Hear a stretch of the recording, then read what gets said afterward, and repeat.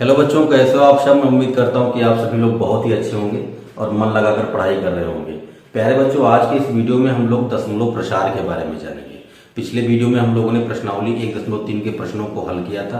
तो अगर आपने उस वीडियो को नहीं देखा है तो उसकी लिंक आपको इस वीडियो के डिस्क्रिप्शन बॉक्स में मिल जाएगी, आप वहां से देख सकते हैं। तो चलिए आज की क्लास शुरू करते हैं। प्यारे बच्चों, दशमलव प्रसार को समझने से पहले हमें ये समझना होगा कि संख्याएं कितने प्रकार की होती हैं। अब आप बोलोगे कि इसके बारे में तो हम पहले से ही जानते हैं। संख्याएं कई प्रकार की होती है, जिनमें प्राकृतिक संख्याएं आती हैं, पूर्ण संख्याएं आती हैं, पूर्णांक आते हैं, परिमेय संख्याएं आती हैं, अपरिमेय संख्याएं आती हैं। ऐसे कई प्रकार की संख्याएं आती हैं। तो फिर अब हम लोग यहाँ पर कौन सी संख्याओं के प्रकार के बारे में पढ़ने वाले हैं। तो मैं आपसे बोलूंगा कि वो सब आप जानते हो, अच्छी बात है। आपको यहाँ पर एक छोटी सी बात समझनी है, एक छोटी सी बात याद रखनी है कि संख्याएं मुख्यतः दो ही प्रकार की होती हैं। जो संख्याएं होती हैं जिन्हें आप अंग्रेजी में नंबर्स बोलते हो, ये मुख्यतः दो ही प्रकार की होती है। पहले प्रकार में आती हैं दशमलव वाली संख्याएं,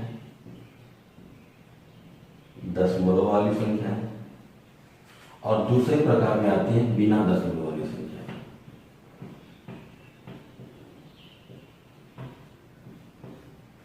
संख्याएं जो होती हैं वो दो ही प्रकार की होती हैं, एक दशमलव वाली, एक बिना दशमलव वाली। बिना दशमलव वाली में हम लोग प्राकृतिक संख्याओं की बात करते हैं, पूर्ण संख्याओं की बात करते हैं, पूर्णांक की बात करते हैं। तो हम यहाँ पर कह सकते हैं कि बिना दशमलव वाली में पूर्णांक आते हैं, है ना। पूर्णांक में क्या होते हैं? पूर्णांक में पॉजिटिव वाले भी होते हैं, नेगेटिव वाले भी होते हैं, जीरो भी होता है ना। तो बिना दशमलव वाली में क्या आएंगे? पूर्णांक आएंगे, ठीक है। अब दशमलव वाली संख्याओं की बात करें तो इन्हें हम लोग तीन भागों में बांटते हैं, इन्हें हम लोग तीन भागों में बांटते हैं, है ना। पहले भाग में कुछ इस प्रकार की संख्याएं आती हैं कि वो दशमलव के बाद समाप्त हो जाए, जैसे 1.2, 1.5, है ना। दूसरे भाग में कुछ इस प्रकार की संख्याएं आती हैं जो दशमलव के बाद ना तो समाप्त होती हैं और ना ही कोई नई संख्या आती है। कहने का मतलब यह है कि जैसे दशमलव के बाद 2 1 है तो 2 1 2 1 2 1 2 1 बार बार क्या होगा? रिपीट होगा। 2 1 2 1 बार बार रिपीट होगा। यहाँ पर ऐसा कुछ नहीं, यहाँ पर दशमलव के बाद संख्या समाप्त हो गई है। दशमलव के बाद केवल 2, इसके बाद आगे कुछ नहीं। दशमलव के बाद 5 है, आगे कुछ नहीं, ठीक है। तो पहले प्रकार में आएंगी दशमलव के बाद जो समाप्त हो जाए। दूसरे प्रकार में आएंगी जो दशमलव के बाद ना तो समाप्त होती है ना ही कोई नई संख्या आती है, वही संख्याएं बार बार रिपीट होती है, ठीक है। और तीसरे प्रकार में कुछ इस प्रकार की संख्याएं आती हैं कि जो ना तो रिपीट होंगी और ना ही समाप्त होंगी। जैसे यहां पर देखें 1.1 2 3 4 8 5 7 8 9 हो क्या रहा है कि दशमलव के बाद संख्याएं लगातार बढ़ती जा रही है, कहीं खत्म नहीं होगी। और दूसरी बात यह है कि 1 आ गया तो दोबारा 1 नहीं आया, 2 आ गया तो दोबारा 2 नहीं रिपीट हुआ, 3 आया 3 नहीं रिपीट हुआ, है ना। ये निरंतर ऐसे चलती रहेंगी। तो ना तो ये रिपीट होंगी और ना ही कहीं खत्म होंगी। तो दशमलव वाली संख्याओं को हम लोग तीन भागों में बांटते हैं। पहले भाग में दशमलव के बाद संख्या समाप्त हो जाती है। दूसरे भाग में दशमलव के बाद संख्या ना तो समाप्त होती है ना ही कोई नई संख्या आती है, वही संख्याएं बार बार रिपीट होती हैं। और तीसरे प्रकार की संख्या जो होती है उसमें दशमलव के बाद संख्याएं ना तो समाप्त होती हैं ना ही वो रिपीट होती है, ना ही समाप्त होती हैं ना ही रिपीट होती हैं। आप देखेंगे कि 1 के बाद 2 आ गया, 2 के बाद 3 आ गया, 3 के बाद 4 आ गया, 4 के बाद 8 आ गया, 8 के बाद 5 आ गया, 5 के बाद 7, 7 के बाद 8। मतलब ये है कि ये कहीं खत्म भी नहीं होगी और कोई एक संख्या रिपीट भी नहीं होगी, है ना। रिपीट होने का मतलब ये नहीं है कि 8 यहाँ पर आ गया तो 8 यहाँ पर भी आ गया तो हम बोल देंगे रिपीट का मतलब ये नहीं। रिपीट का मतलब ये होता है कि 2 1 आया, फिर 2 1, फिर 2 1, फिर 2 1, ऐसा है। जैसे यहाँ पर 1 आ गया था, 1 को आया था, फिर 1 आ जाता, फिर 2 आ जाता, फिर 1 आ जाता, फिर 2 आ जाता, ऐसा कुछ होता तो हम कहते हैं रिपीट हो रहा है, ठीक है। तो ये ना तो रिपीट हो रही है और ना ही कहीं खत्म हो रही है, ठीक।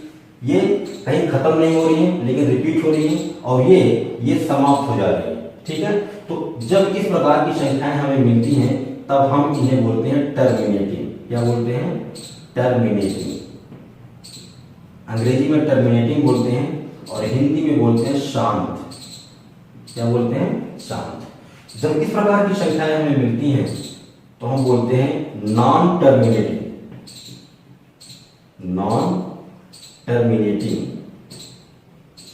लेकिन रिपीटिंग। टर्मिनेटिंग तो नहीं है लेकिन रिपीट हो रही है, ठीक है।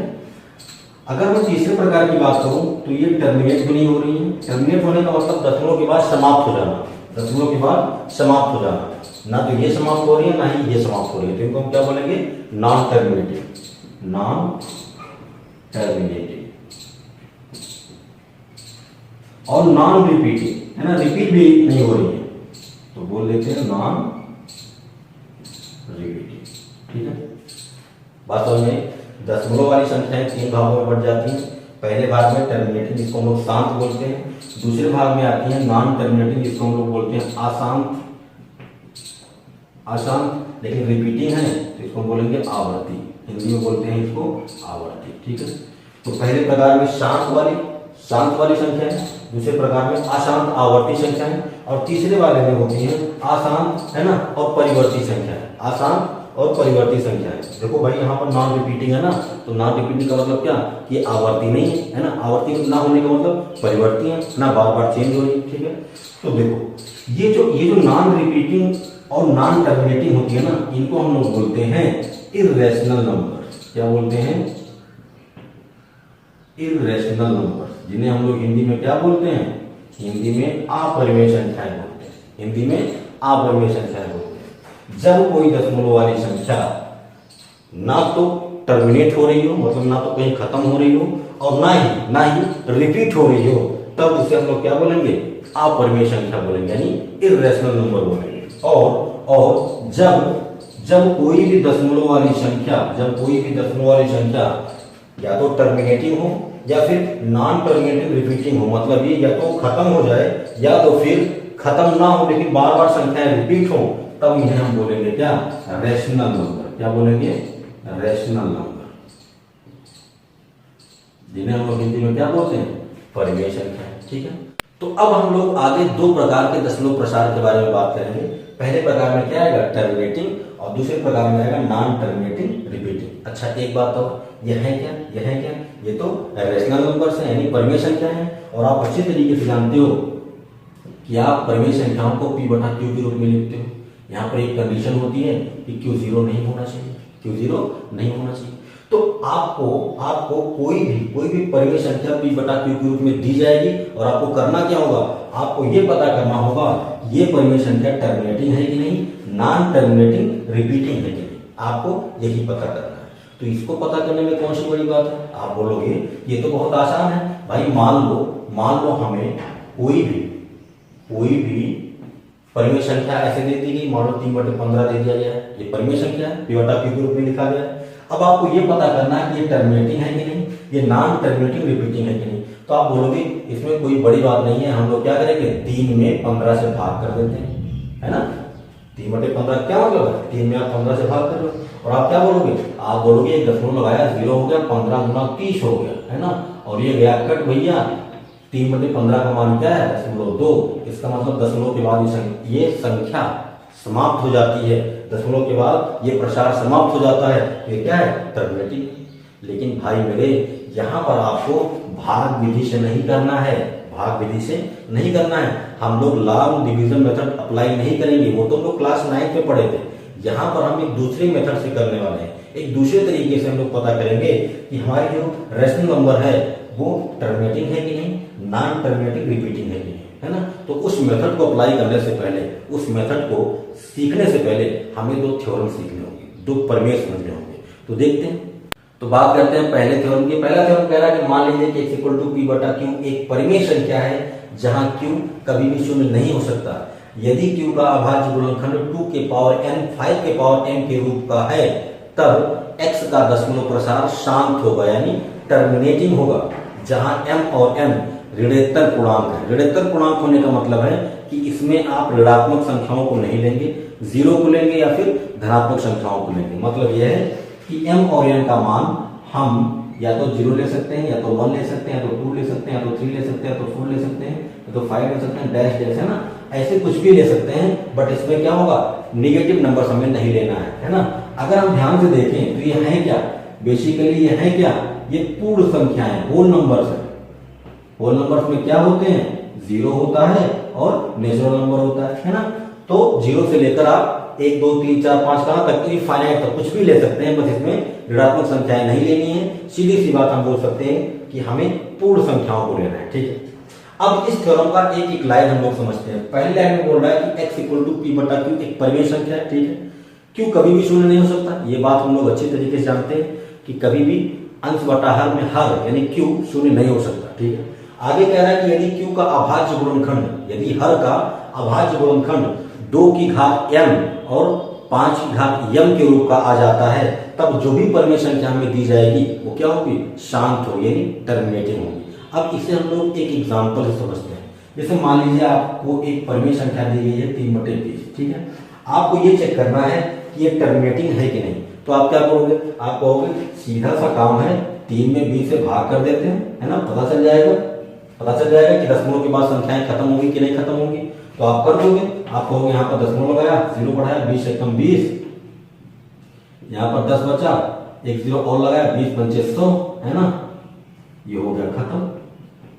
और हमें यहाँ पर क्या समझ में आया कि दशमलव के बाद सिर्फ 2 ही संख्याएं लिखी गई हैं, सिर्फ 2 ही अंक लिखे गए हैं, 1 और 5। इसका मतलब 3/20 क्या है, टर्मिनेटिंग है। लेकिन आपका ये मेथड हो गया गलत। मैंने अभी आपको बताया कि हमें लॉन्ग डिवीजन प्रोसेस नहीं अपनाना है, हमें भाग विधि से ये नहीं चेक करना है कि परिमेय संख्या टर्मिनेटिंग है कि नहीं टर्मिनेटिंग है। हमें तो इसे दूसरे मेथड से चेक करना है। और दूसरा मेथड क्या है, वो कह रहा है कि आप क्या करें, आप क्यू का अभाज्य गुणनखंड करें, क्यू का अभाज्य गुणनखंड करें, और अभाज्य गुणनखंड करने के बाद अगर वो 2 के पावर n 5 के पावर n के रूप का आता है, तब दी गई परिमेय संख्या क्या है, टर्मिनेटिंग है, ठीक है। तो कर लेते हैं। सबसे पहले हम लोग क्या करेंगे, 20 का अभाज्य गुणनखंड कर लेते हैं। 2 से कट जाएगा, 10 आ गया, फिर 2 से कट जाएगा, 5 आ गया, अभी 5 से कट जाएगा, ये कट गया, ठीक है। आप क्या करोगे, आप 20 को लिखोगे 2 इंटू 2 इंटू क्या 5, यही तो। आप इसे ऐसा भी तो लिख सकते हो 2 के पावर 2 इंटू 5 के पावर 2। और ध्यान से देखो क्या ये 2 के पावर n और 5 के पावर n के रूप का नहीं है, बिल्कुल। यहाँ पर n बराबर क्या है, यहाँ पर n बराबर 2 है और m बराबर क्या है 1, ठीक है। तो इस परिमेय संख्या का जो हर दिया गया था, यानी जो q का मान दिया गया था 20, इसका जब हमने अभाज्य गुणनखंड किया तो हमें क्या मिला, हमें मिल गया 3/2 की घात 2 गुणे 5 की घात 1। और ये क्या है, ये 2 के पावर n और 5 के पावर m के रूप का है। अतः हम बोलेंगे कि दी गई परिमेय संख्या क्या है, शांत है। बात समझ में आ रही है। आपको कोई भी परिमेय संख्या दी जाएगी तो आपको क्या करना है, आपको उसके हर का ऐसे अभाज्य गुणनखंड कर ले। अभाज्य गुणनखंड करने के बाद अगर हर का मान 2 के पावर n 5 के पावर m के रूप का आता है, तब आपको दी गई परिमेय संख्या क्या होगी, टर्मिनेटिंग होगी, ठीक है। तो मैं उम्मीद करता हूं आप समझ गए होंगे। कोई भी परिमेय संख्या ऐसे दे दी जाएगी, आपको ऐसे ही चेक करना है कि वो टर्मिनेटिंग है कि नॉन टर्मिनेटिंग रिपीटिंग है, ठीक है। तो अब बात करते हैं दूसरे थ्योरम की। दूसरा थ्योरम इसका ठीक उल्टा है। तो बात करते हैं दूसरे थ्योरम की। दूसरा थ्योरम कह रहा है कि मान लीजिए कि x इक्वल टू पी बटा क्यू एक परिमेय संख्या है जहां क्यू कभी भी शून्य नहीं हो सकता। यदि क्यू का अभाज्य गुणनखंड 2 के पावर n 5 के पावर n के रूप का नहीं आता है, तब x का दशमलव प्रसार अशांत होगा। बात समझ में आ रही है, सीधी सी बात है। उसमें क्या था, उसमें अगर 2 के पावर n 5 के पावर m के रूप का आ जाता था तो हम लोग बोलते थे कि शांत है। इसमें क्या कह रहा है, इसमें कह रहा है कि अगर q का अभाज्य गुणनखंड 2 के पावर n 5 के पावर m के रूप का नहीं आता है, तो दी गई परिमेय संख्या का दशमलव प्रसार क्या होगा, अशांत। आगे कह रहा है कि जहां m और n क्या है, ऋणात्मक पूर्णांक है। तो ऋणात्मक का मतलब आपको मैंने समझाया कि m और n का मान आप क्या कर सकते हैं, 0 ले सकते हैं, 1 ले सकते हैं, 2 ले सकते हैं, 3 ले सकते हैं, डैश डैश, है ना। ऐसे आप इनफाइनाइट ले सकते हैं, बस इसमें आपको ऋणात्मक संख्याएं नहीं लेनी है, ठीक। तो इस थ्योरम को समझ लेते हैं। इसमें कह रहा है कि q का अभाज्य गुणनखंड 2 के पावर n 5 के पावर n के रूप का नहीं बनेगा, है ना। तो देखते हैं, जैसे मैंने कहा कि मेरे पास एक परिमेय संख्या दी गई है 3/140, ठीक है, एक परिमेय संख्या दी गई है। अब हमें ये चेक करना है कि ये टर्मिनेटिंग है कि नहीं, है ना। तो सबसे पहले क्या करेंगे, 140 का हम लोग फैक्टराइजेशन करेंगे, कर लेते हैं। 2 से कट जाएगा, कट गया, अभी भी 2 से कटेगा 35, अब ये 5 से कटेगा और 7 की ओर 7 से कटेगा, ठीक है। तो 140 का फैक्टराइजेशन क्या मिला हमें, 2 गुणे 2, है ना। तो 2 2 बार है तो उसको ऐसे लिख देते हैं, फिर 5 है, फिर 7 है ना। अब देखो आप इसे लिख सकते हो 3/2 की घात 2 गुणे 5 की घात 1 लिख सकते हैं, है ना। कुछ नहीं तो 1 कहते हैं, सबका मालिक 1, है ना। और यहां पर 7 हो गया, ठीक है। अब देखो शर्त क्या है? शर्त ये है कि जब आप क्यू का यानी हर का अभाज्य गुणनखंड करेंगे तो उसकी जो वैल्यू आएगी वो 2 के पावर n और 5 के पावर n के रूप की आनी चाहिए। इसके साथ और कुछ नहीं आना चाहिए। लेकिन यहाँ देखो 7 आ गया है, यहाँ पर 7 आ गया है। तो जब भी हमें कोई परिमेय संख्या दी जाए हम उसके हर का अभाज्य गुणनखंड करेंगे और देखेंगे कि अभाज्य गुणनखंड में 2 के पावर n 5 के पावर n बन रहा है कि नहीं बन रहा है। और हमें ये भी देखना है कि ये तो बन रहे हैं लेकिन इनके साथ साथ और कोई भी संख्या नहीं आनी चाहिए। जो भी रहेगा वो 2 के पावर 5 के पावर में रहेगा, इसके अलावा कोई भी संख्या नहीं होनी चाहिए। तो यहाँ पर 7 आ गया है, इसलिए क्या होगा? अशांत होगा। बात समझ में आ गई? तो ये दोनों थ्योरम आपको याद रखने हैं। इन्हीं दोनों थ्योरम की मदद से हम लोग किसी भी परिमेय संख्या को ये चेक करेंगे कि उसका दशमलव प्रसार शांत है कि अशांत है। तो ये बात तो हम लोग समझ चुके हैं कि अगर हमें कोई भी परिमेय संख्या दी जाए और हमें ये चेक करना हो कि उसका दशमलव प्रसार शांत है कि अशांत है, तो हम लोग क्या करेंगे? उसके हर का गुणनखंड कर देंगे। गुणनखंड करने के बाद में अगर वो 2 के पावर n 5 के पावर n के रूप का आता है तो शांत होगा, नहीं आता है तो अशांत होगा। लेकिन अगर हमें कोई परिमेय संख्या दे दे और कह दे कि बिना भाग किए, बिना लॉन्ग डिवीजन प्रोसेस को अपनाए आप उसका दशमलव प्रसार कीजिए। अभी तक हम लोग क्या कर रहे थे? अभी तक हम लोग सिर्फ ये चेक कर रहे थे ये शांत होगा कि अशांत होगा। अब हमें क्या करना है? अब हमें इसका दशमलव प्रसार करना है, यानी इसको दशमलव में तोड़ना है। ठीक है, तो कैसे करेंगे देखते हैं। जैसे मान लीजिए आपको परिमेय संख्या दी गई है, वही ले लेते हैं 3/20 है ना। इसका आपको क्या करना है? इसका आपको दशमलव प्रसार करना है। ठीक है, अब आप क्या करोगे? आप बोलोगे कि भाग करते तो आराम से पता चल जाएगा कि इसका मान 0.15 आ जाएगा। अभी कुछ देर पहले हम लोगों ने किया था। लेकिन आपको भाग नहीं करना है, आपको भाग नहीं करना है। तो आप करोगे क्या? आप करोगे क्या? अभी तक आपने सीखा कि किसी भी परिमेय संख्या को हम लोग चेक कर सकते हैं कि वो शांत है कि अशांत है। शांत के लिए क्या होना चाहिए? उसके हर का जो गुणनखंड आता है वो 2 की घात m और 5 की घात m के रूप का आना चाहिए। ठीक है, और अगर हर का गुणनखंड 2 की घात n 5 की घात m के रूप का नहीं आता है तो वो अशांत होगा। ये बात तुम लोग जान चुके हैं। ठीक है, लेकिन अब हमें इसका दशमलव प्रसार करना है। दशमलव प्रसार करने के लिए हम लोग क्या करेंगे? हम लोग जो भी हर है ना, जो भी q का मान है यानी जो भी डिनोमिनेटर है उसको हम लोग 10 की घात में लिखें। अगर हम इसे 10 की घात के रूप में लिखते हैं तो हमारा फायदा क्या होगा? हमारा फायदा ये होगा कि मान लो कि आपके पास एक संख्या दी गई 3/10। ठीक है, आपको इसे दशमलव के रूप में लिखना, तो आप क्या करोगे? आप सीधा सा काम करने वाले हो कि भैया नीचे एक 0 है तो सिंपल सा काम है, दशमलव लगाने के बाद 3 को लिख देंगे, यानी 3 के बाईं तरफ दशमलव लगा देंगे। ठीक है, अगर यही 3/100 लिखा होता तो भाग करने की क्या जरूरत है? हम सीधा सा काम करेंगे। 2 0 है तो 3 को लिखा, 0 को लिखा और दशमलव लगा दिया। मतलब ये कि दशमलव के बाद 2 संख्याएं होनी चाहिए। एक संख्या 3 है तो एक को 0 लिख देंगे। बात समझ में आ रही है? ऐसे मान लो कि 3/1000 है। अब नीचे 3 0 है तो सीधी सी बात है दशमलव के बाद 3 संख्याएं होनी चाहिए। दशमलव के बाद एक 0 लगाया, दूसरा 0 लगाया और फिर क्या लिख दिया?